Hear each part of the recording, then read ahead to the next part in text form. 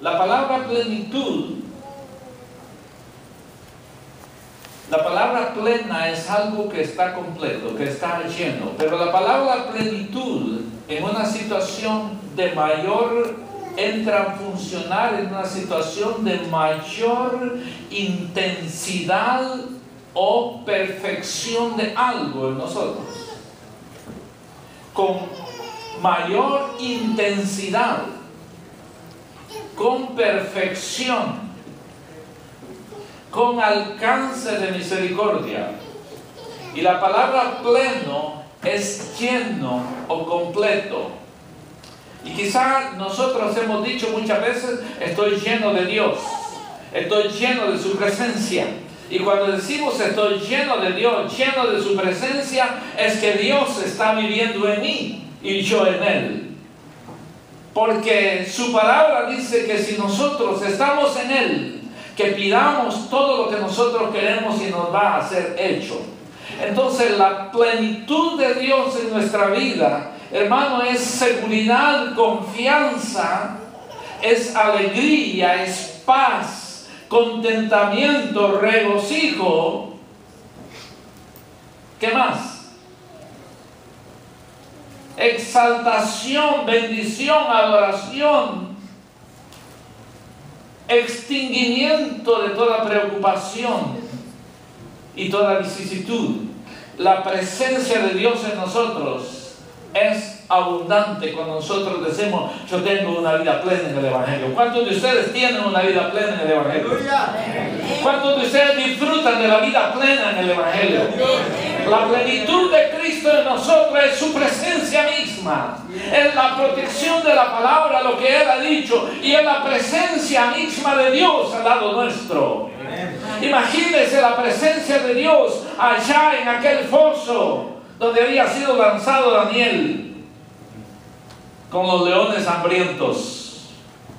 La plenitud de Dios estaba allí. Cuando fueron lanzados Sadrach, Mesach y Abednego, que son los nombres de dioses de Persia, los habían lanzado al horno de fuego. Y cuando el rey se acerca, dice, yo no veo 3, sino que a 4. Metimos 3 en el horno y hay 4, y uno tiene la presencia de los dioses. Hermano, es la plenitud de Dios. Dios no lo deja, no lo desampara. Él está del lado nuestro, pero debemos de creerle con todo nuestro corazón.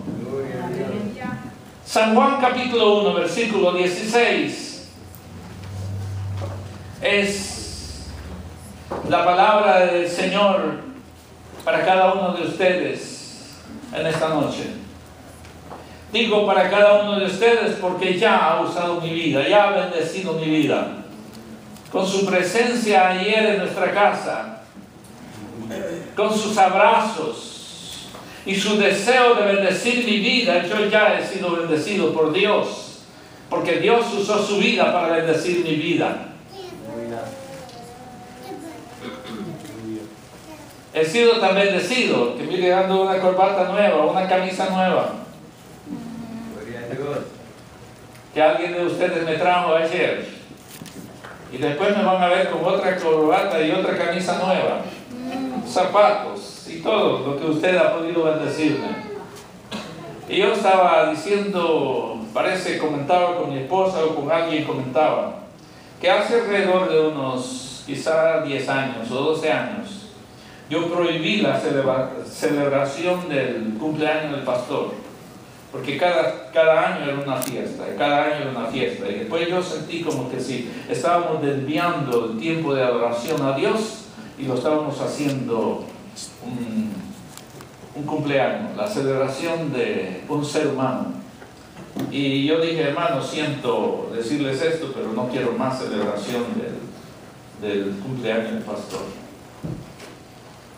Y claro, pasaron los años y mi esposa tuvo la idea, me dice, vas a cumplir 70 años, ¿por qué no celebramos? Y le dije, bueno, voy a respetar tu palabra. Y eso fue lo que sucedió ayer, ¿no? Gracias a Dios, pero quiero pedir perdón si alguno de ustedes no lo atendí debidamente. lo descuidé en un momento ya que yo fui el cafetero ayer. Y esa cafetera me mantuvo ocupado casi 24 horas. Café y café y café y café. Así es que estuve de cafetero ayer. Y eso me tuvo cansado, ocupado. Pero gracias a Dios por su visita, hermano. La palabra del Señor en esta tarde dice de esta manera. Versículo 16 del capítulo 1 de San Juan. El Evangelio según San Juan. Porque de su plenitud tomamos todos, y gracia sobre gracia. Así tan cortito. Porque de su plenitud tomamos todo, y gracia sobre gracia. Yo quiero que usted se aprenda este versículo. Repítelo conmigo. En voz alta. Porque de su plenitud tomamos todos, y gracia sobre gracia. Una vez más. Porque de su plenitud tomamos todos, y gracia sobre gracia. Gracias, hermano Luis, porque lo tiene ahí para que usted lo pueda ver, visualizar más fácil. Una vez más, y la última. Porque de su plenitud tomamos todos, y gracia sobre gracia. Ahora lo dice usted solo. Porque de su plenitud tomamos gracia sobre gracia. Ok, quiero hablar de esas tres cosas que dice el versículo. El versículo dice que de su plenitud tomamos todos. Y luego dice, ¿qué más?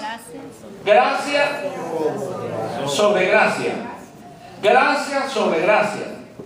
Así que en esta tarde no habemos ninguno en este santuario que no tengamos la gracia del Señor. Porque la plenitud de Dios en Cristo Jesús, cuando usted vino y recibió a Jesús como Salvador personal y le dijo, yo te recibo como Salvador personal, entrego mi vida incondicionalmente a ti, aunque esa palabra la omitimos la mayoría de nosotros, ¿verdad que sí? ¿Verdad que sí la omitimos cuando venimos a Jesús? Está bien, yo voy a ir al altar porque me están haciendo el llamado, pero me voy a tener mis reservas. Está bien, yo voy, pero no voy a decir la oración del pecador, que la diga el que va a orar por mí. ¿Cuántos hicieron eso? Bueno, claro, hace 53 años no se acostumbraba a hacer la oración, que repitiera el pecador la oración, ¿no? No sé si como ustedes la hicieron, conmigo no la hicieron, oraron por mí, qué sé yo qué dijeron. Pero no me dijeron, confiese sus pecados a Jesús. Me dieron mal la oportunidad de quedarme con mis escondrijos y poder usarlos en el momento adecuado, en el momento deseado. Pero la palabra dice, de su plenitud recibimos todo. Y cuando dice de su plenitud recibimos todo, ese momento que vinimos a Jesús, Él nos impregnó de su amor incontenible, de su gracia.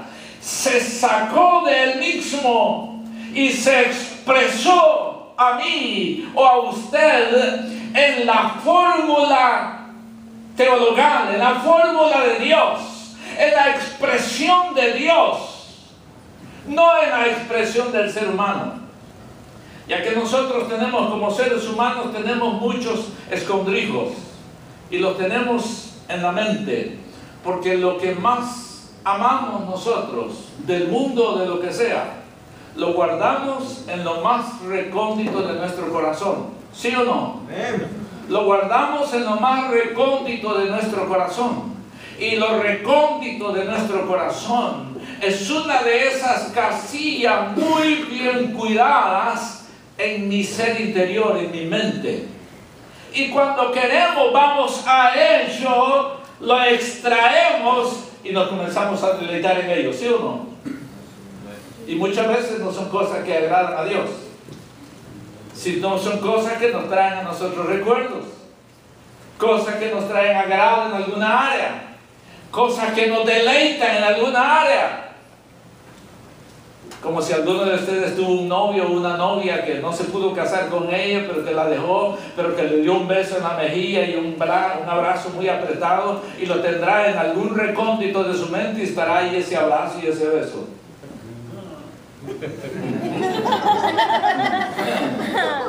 Y cuando usted quiere lo extrae y le pone una lupa, lo amplifica y lo recuerda y se deleita. Eso pasa mucho, hermano, en los recónditos de nuestro corazón.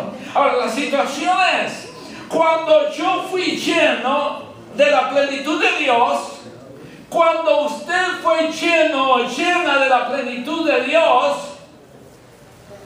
debe de haber pasado esto. Dios es fuego consumidor. Dios es amor. Pero Dios es fuego consumidor. Cuando su plenitud llegó a nosotros, tiene que haber pasado algo con ese egocentrismo, con ese yo. Tiene que haber habido algún cambio. Tiene que haber habido cambio de estrategias en nuestra mentalidad. Porque la plenitud de Dios vino y tomó nuestra vida, impregnó su amor en nosotros. Y cuando impregnó su amor en nosotros, comenzó a desfallecer todo lo que era nuestro. ¿Se acuerdan cuando Saulo de Tarso iba para Damasco con cartas del Sanedrín para poder ir y traer cautivos a los cristianos? Amén. Él iba con toda autoridad, con toda euforia, con todo el poder, con sus soldados. Y yendo para Damasco, una luz resplandeció en él. Y cuando resplandece la luz en él, él cae a tierra. Y cuando él cae a tierra, comienza a dar coces, golpes contra el aguijón. Porque le dice Saulo, oye una voz que le habla a él. A través de esa luz resplandeciente hay una voz que le habla y le dice, Saulo, Saulo, ¿por qué me persigues? Si no me equivoco, está en Hechos 9. Saulo, Saulo, ¿por qué me persigues? Y Saulo, lleno de ese resplandor que había y esa plenitud que sentía en él, dijo, ¿y quién eres tú, Señor? Tuvo que decir quién eres tú, Señor, porque para que Saulo, ese soldado romano, ese soldado sirviendo a los romanos, un judío sirviendo a los romanos como soldado, estuviera tirado en el piso bajo la gracia de Dios, pero bajo el amor de Dios, él tuvo que decir, Señor, ¿quién eres tú, Señor? ¿Quién eres tú, Señor? Y le dice la voz, dura cosa de dar cosas contra el aguijón. Yo soy Jesús de Nazaret al que tú persigues. Eso trajo a Saulo un entendimiento muy amplio de que aquellas personas